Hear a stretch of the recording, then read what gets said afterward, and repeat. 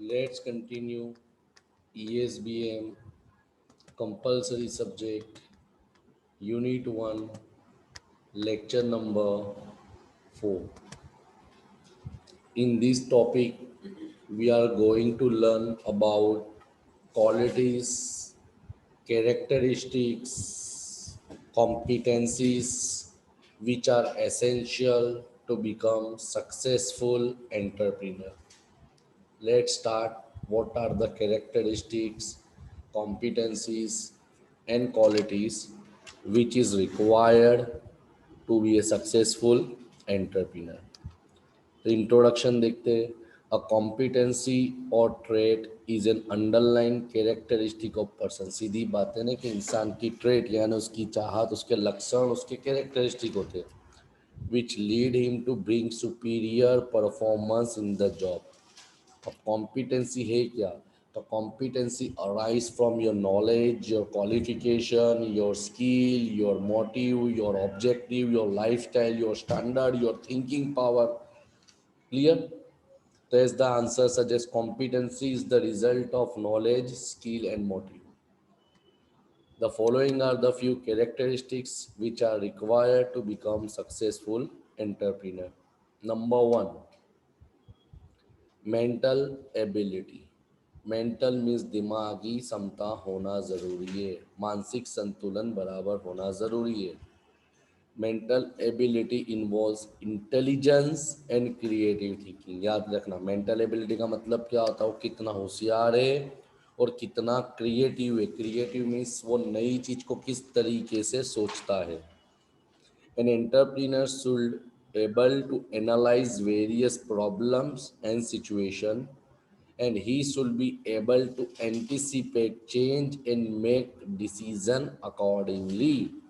यानी उसकी दिमागी संतुलन इतना क्रिएटिव होना चाहिए कि वो चेंज के मुताबिक अपने अनुसार डिसीजन ले सके.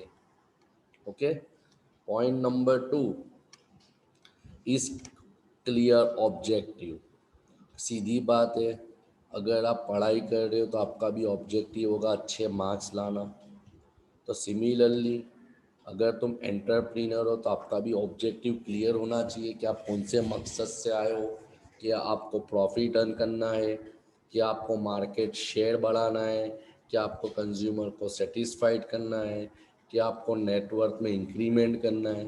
That is called your objective.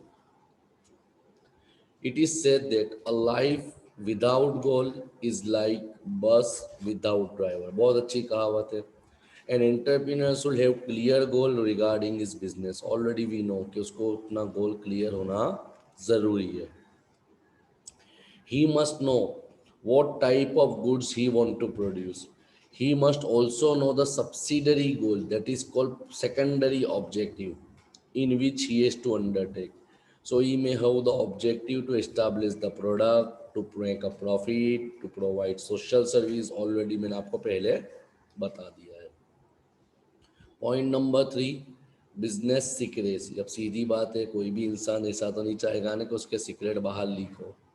तो ये भी होना चाहिए कि उसको अपने सीक्रेट ऐसे रखने कि वो गार्ड करके रखे, किसी के आगे लीक ना हो. An entrepreneur must able to guard business secret. Leakage of important information can create a serious problem.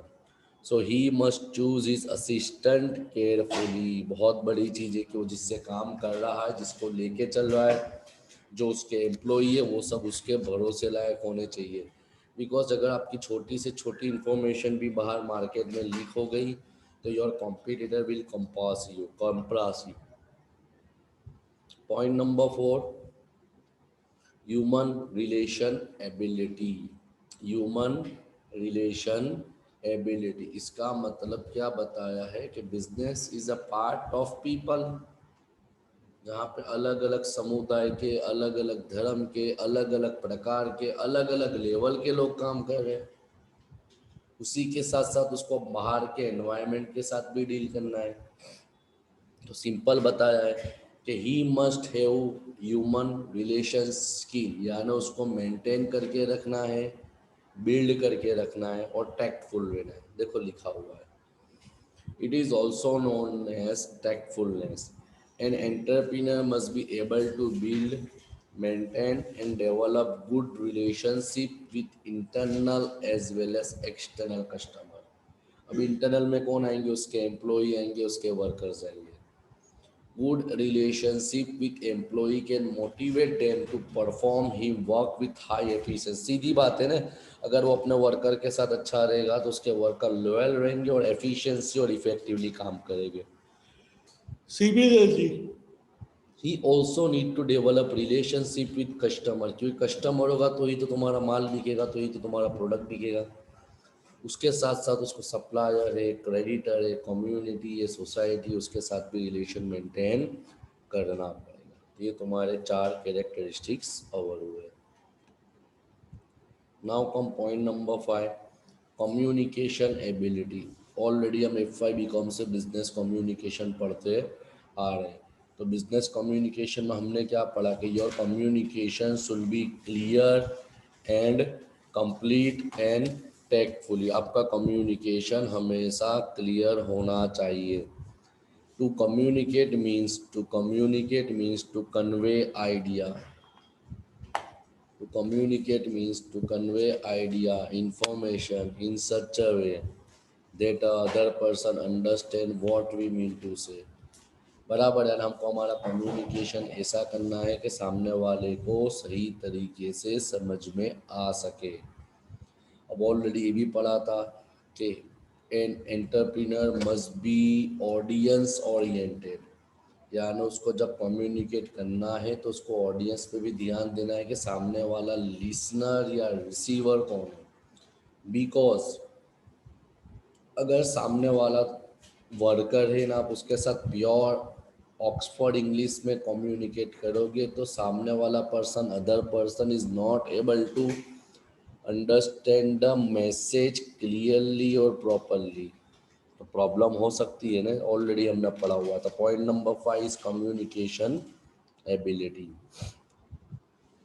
Point number 6 is technical knowledge. Technical knowledge का मतलब अगर कोई बिजनेस कर रहा है तो मशीन कौन सी है, उसको कैसे इंस्टॉल करना है, उससे काम कैसे करना है, माल कैसे बनेगा, उसकी मेथड क्या रहेगी, उसके स्टेप्स क्या रहेंगे, उसका नॉलेज भी होना ज़रूरी है. अगर उसके पास वो नॉलेज नहीं होगा तो छोटा सा मशीन में कोई प्रॉब्लम आया, मैकेनिक आया, लाओ 50,000 रुपये, लाओ 60,000 रुपये.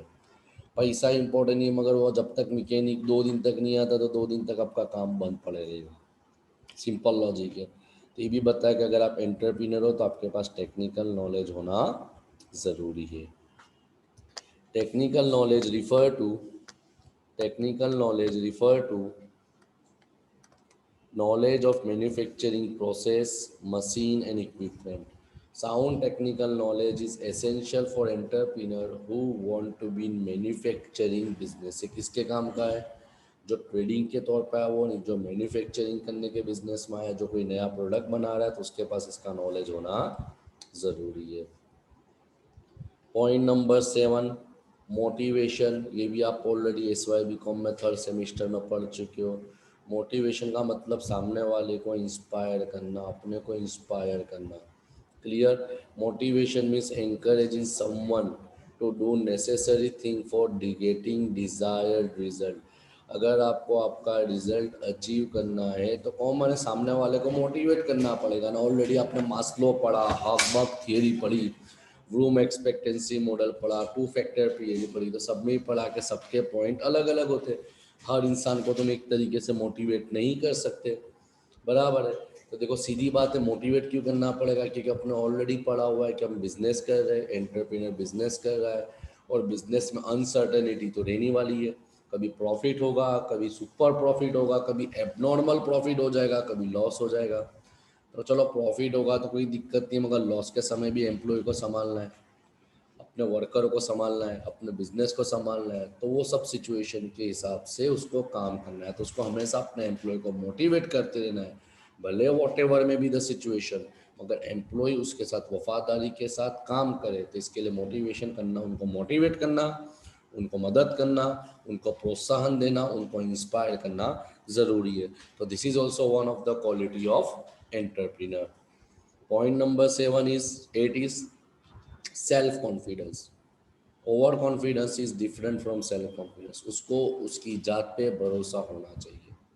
A successful entrepreneur always believes in his own ability to achieve his goal। सीधी बात है ना कि भाई तुम बिजनेस कर रहे हो, तुम एंटरप्रेन्योर हो, अगर प्रॉफिट भी होगा तो आप जिम्मेदार हो, लॉस होगा तो भी आप जिम्मेदार हो। So is confident about successful launching of his or her enterprise. He also certain about running and growing it successfully, यानी उसको अपने आप पे भरोसा रखना है, किसी और पे डिपेंड नहीं रहना है। मगर यहाँ पे सिर्फ सेल्फ कॉन्फिडेंस की बात की, ओवर कॉन्फिडेंस नहीं होना चाहिए, because over confidence is totally opposite of self confidence. Over confidence में कितनी बार बिजनेस के बड़े बड़े एम्पायर बंद हो जाते हैं। Clear. Point number 9 is long term involvement. सीधी सी बात है, अगर आप एंटरप्रेन्योर के तौर पर बिजनेस करने आ रहे हो तो ऐसा नहीं कि भाई आज बिजनेस चालू कर, आज से ही तुमको प्रॉफिट मिलना चालू हो जाएगा। तुमको यहाँ पर अपना एफर्ट्स देना पड़ेगा, लॉन्ग टर्म इन्वॉल्व होना पड़ेगा। तो जनरली बताया है कि अगर कोई प्रोजेक्ट लेके आता है तो उसको प्रोजेक्ट पे 4 5 6 7 साल काम करना है, क्योंकि विदाउट लॉन्ग टर्म तुम कभी भी प्रॉफिट नहीं कर पाओगे। बिकॉज तुम एंटरप्रेन्योर का मतलब हो जाता है जो कोई नया बिजनेस लेके आता, तब तुम मार्केट में नए हो तो डायरेक्टली लोग आपको एक्सेप्ट नहीं करेंगे, तो आपको थोड़ा सब्र रखना है, तो आपका इन्वॉल्वमेंट भी लॉन्ग टर्म होना ज़रूरी है। Point number 10 is high level of energy. High level of energy का मतलब क्या होता है कि भाई सीधी बात है, वर्कर और ओनर दोनों में डिफरेंस यही है कि वर्कर सिर्फ मजूरी करता है, मेहनत करता है, मगर एंटरप्रेन्योर प्लानिंग के साथ थेट तक करता है, किससे क्या काम करवाना है, किससे कैसा काम करवाना है ना। ऑलरेडी हमने पढ़ा हुआ भी है सैलरी स्ट्रक्चर के अंदर कि सैलरी डिपेंड करती है risk of the work, nature of the work and responsibility assign. तो उसके पास उसका नेचर ऑफ वर्क भी ज़्यादा है, उसकी रिस्पॉन्सिबिलिटी ज़्यादा है, उसका रिस्क ज़्यादा है एंटरप्रेन्योर का। इसका मतलब उसका एनर्जी लेवल हमेशा बूस्ट अप होना ज़रूरी है। देखो लिखा हुआ है an entrepreneur must be more energetic than individual.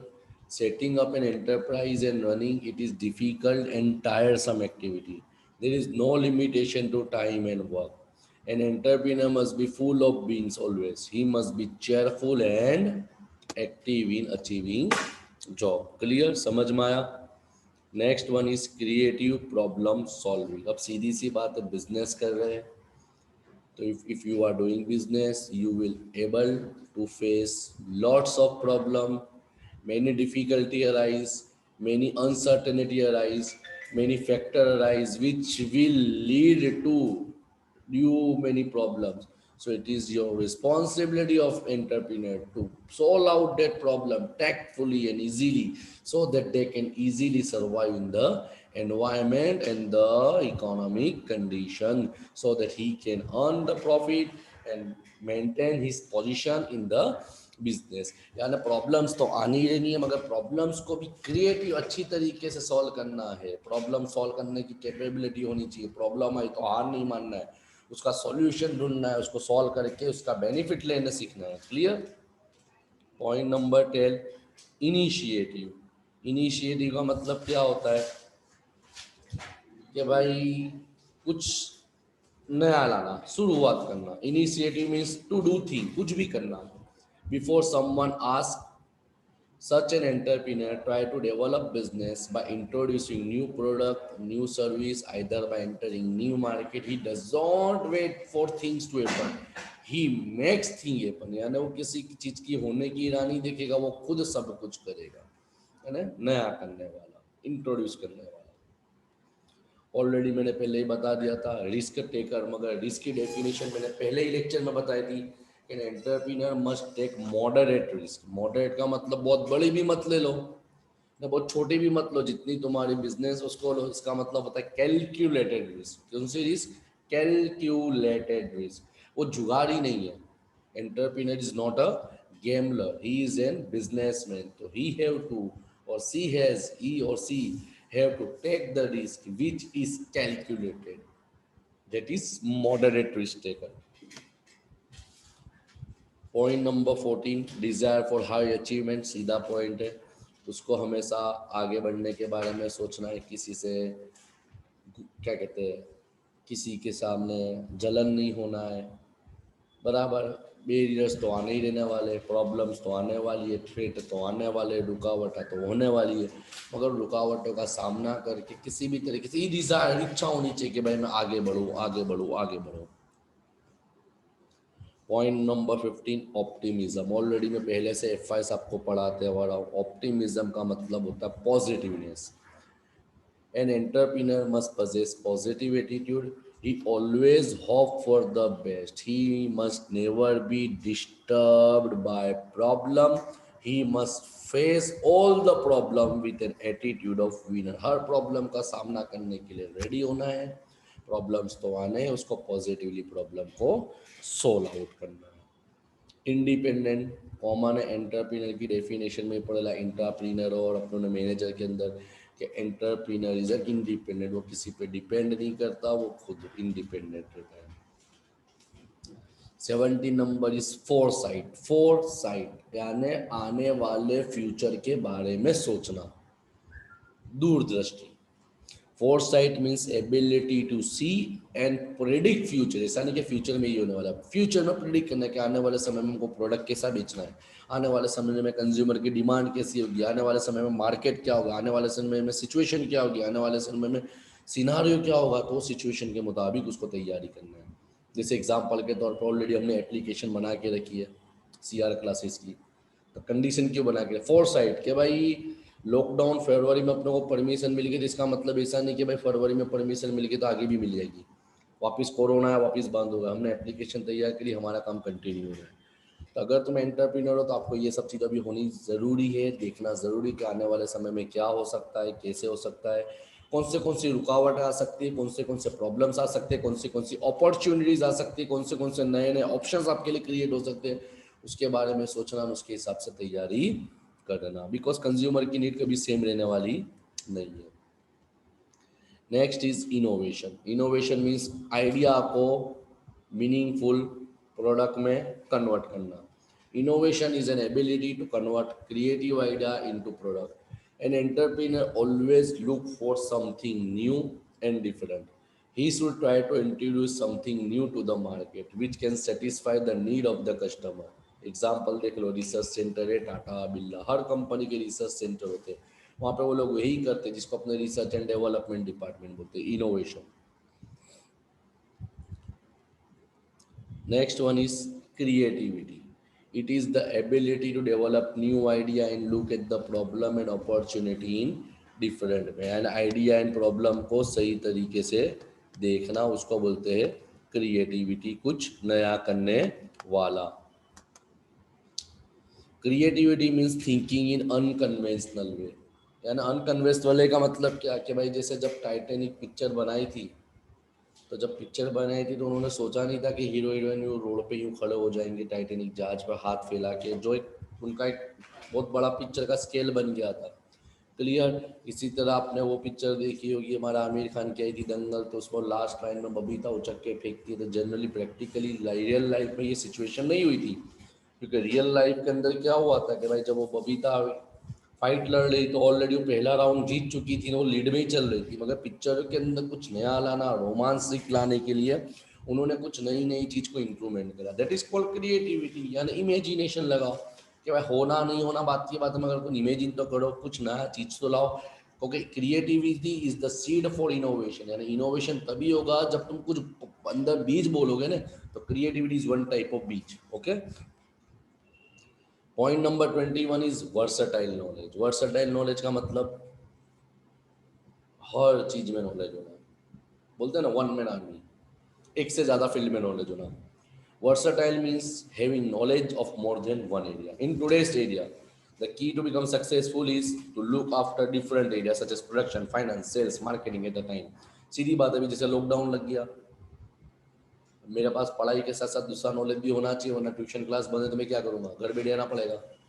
तो वर्सटाइल का मीनिंग है जो होता है, अगर तुम बिजनेस करते हो एज एंटरप्रेन्योर के तौर पर आते हो, तुम्हारे पास एक से ज़्यादा फील्ड का आइडिया होना, एक से ज़्यादा फील्ड का आइडिया का नॉलेज होना ज़रूरी है। मार्केटिंग हो, प्रोडक्शन हो, सेल्स हो, इम्पोर्ट एक्सपोर्ट हो, मार्केटिंग हो, सेलिंग हो, डिस्ट्रीब्यूशन हो, फाइनेंस हो, सबका नॉलेज होना ज़रूरी है। क्योंकि अगर आपके पास बस हर चीज़ का नॉलेज होगा तो ही तुम मार्केट में सर्वाइव कर सकोगे और अपने कॉम्पिटिटर के सामने साउंड कंपटीशन दे सकोगे। Point number 22 is emotional stability. Common है, ये तो हमने ऑलरेडी भी एफ से पढ़ता है कि भाई कभी भी इमोशन नहीं होना है। हमको हमारे इमोशन पे, हमारी भावनाओं पे, हमारी भावनाओं पे कंट्रोल करना है। क्यों? खास करके नेगेटिव जनरली होता है ना, क्या हुआ भाई, मार्क्स कम आए सर, घर में ला परिस्थिति खराब थी, मैं जॉब करता था इसके लिए मेरा मार्क्स कम आए। This is not an excuse.